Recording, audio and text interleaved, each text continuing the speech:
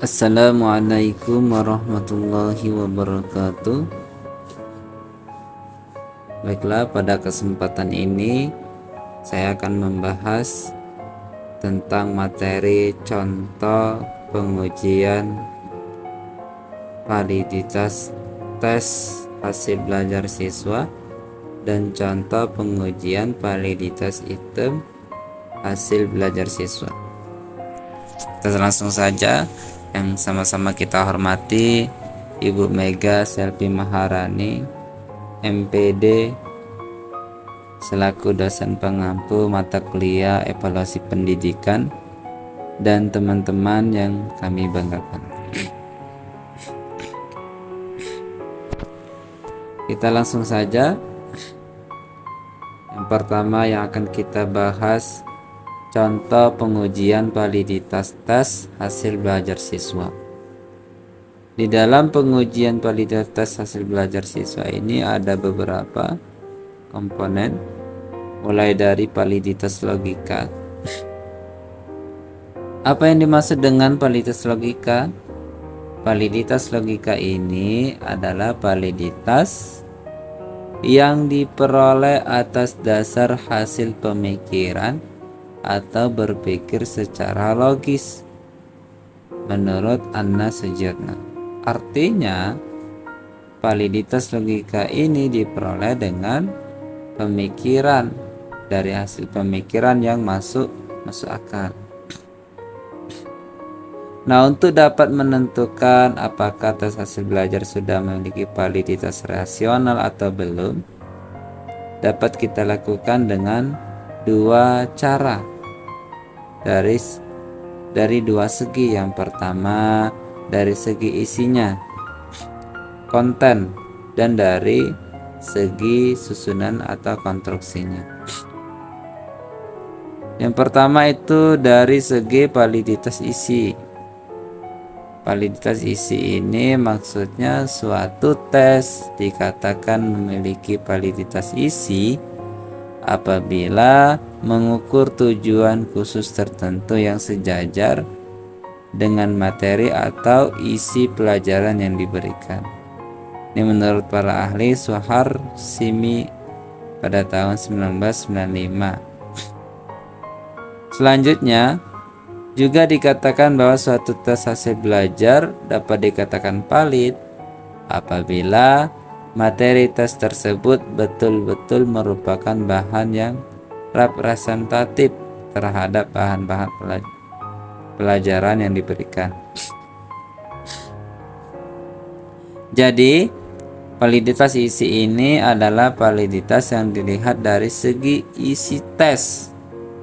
Dari segi isi tes itu sendiri sebagai alat pengukur hasil belajar, yaitu sejauh mana hasil tes belajar sebagai alat pengukur hasil belajar peserta didik, isinya telah dapat mungkin secara representatif atau belum terhadap apa?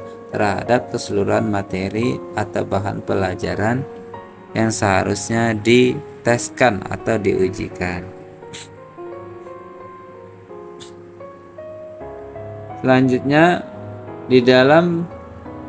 Selanjutnya dari segi validitas konstruksi. Artinya, validitas konstruksi ini adalah sebagai validitas yang dilihat dari segi susunan, dari susunannya, kerangka, atau rekaannya. Jadi, suatu tes hasil belajar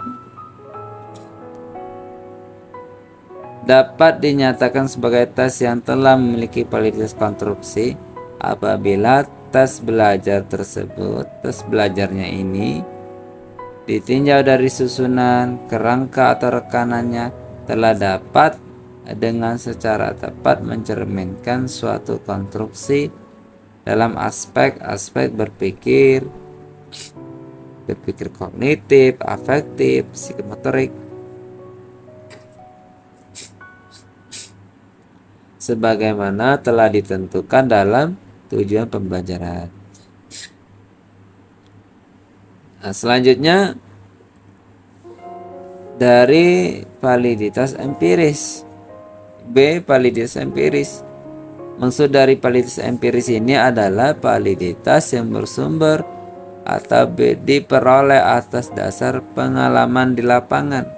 Jadi kita ada observasi, ada melihat bagaimana pembelajaran siswa, pemahamannya bagaimana. Nah, itu validitas yang dimaksud dari validitas empiris. Nah, di dalam validitas empiris ini ada dua. Yang pertama ada validitas ramalan. Yang dimaksud dari validitas ramalan ini, sebuah tes dikatakan memiliki validitas prediksi atau validitas ramalan apabila mempunyai kemampuan untuk meramalkan apa yang akan terjadi pada masa yang akan datang. Misalnya ada tes masuk perguruan tinggi. Itu sebuah tes yang diperkirakan mampu meramalkan keberhasilan peserta didik dalam mengikuti kuliah di masa yang akan datang.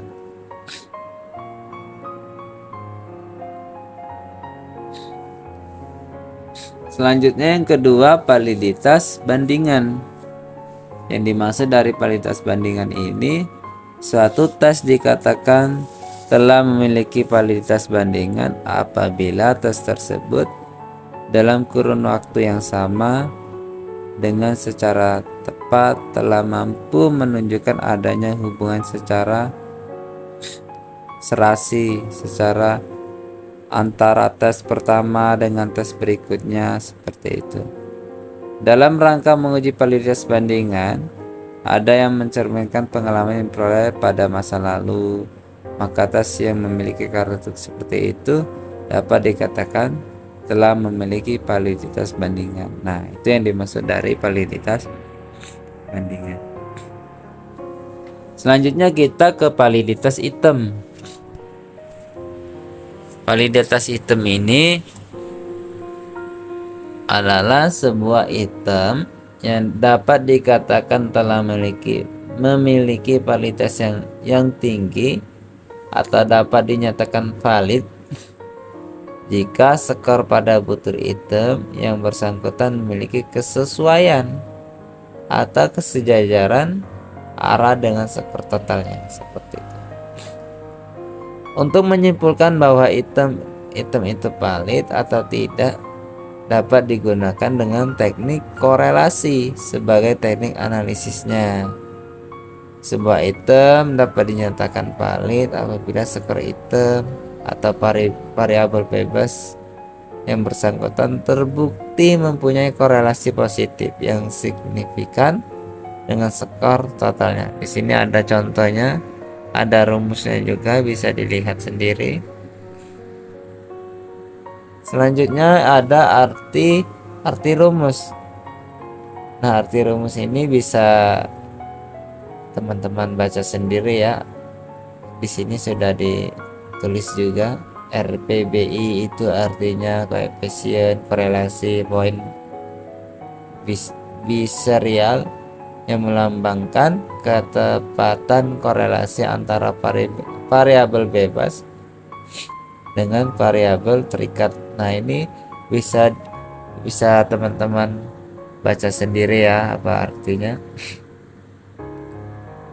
Oke, cukup sekian pembahasan kita hari ini tentang contoh pengujian validitas tes hasil belajar dan contoh pengujian validitas item hasil belajar siswa. Nah, itulah yang kita bahas hari ini. Ada pertanyaan? Oh ya, untuk contohnya itu ada di makalah, bisa dilihat sendiri ya, contoh pengujian validitas tes hasil belajar siswa dan contoh pengujian validitas item hasil belajar siswa. Itu ada di makalah, karena di PowerPoint ini ruangnya sangat kecil jadi takutnya tidak terbaca. Silakan dilihat sendiri aja di makalah. Mungkin itu saja pembelajaran kita hari ini. Semoga apa yang kita pelajari hari ini dapat bermanfaat. Amin. Bapak akhiri, Allahumma muwaffiq ila aqwamit thoriq. Wassalamualaikum warahmatullahi wabarakatuh.